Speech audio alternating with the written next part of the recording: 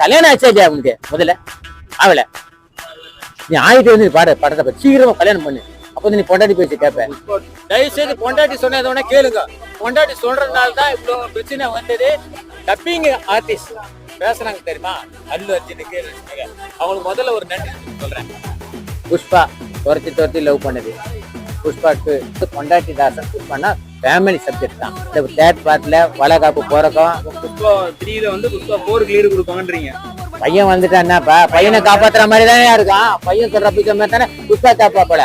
இவ்வளவு நாள் பொண்டாட்டி பேச்சு கேட்ட, இனிமேல் பையனை மேல கையை வச்சா போதும். தான் தங்கச்சிய தொட்டாவே இப்படி பண்ணா போல புஷ்பா 2லன்னா தான் பையனை தொட்டா விடுவாங்களா? அது பொண்ணா இருந்தாலும் பையனா இருந்தாலும் அது வேற விஷயம். அது புஷ்பா 3ல தான் தெரியும். நீ கல்யாணம் ஆச்சா இல்லையா?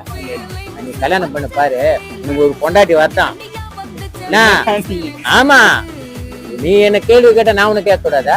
கேளுங்க கல்யாணம்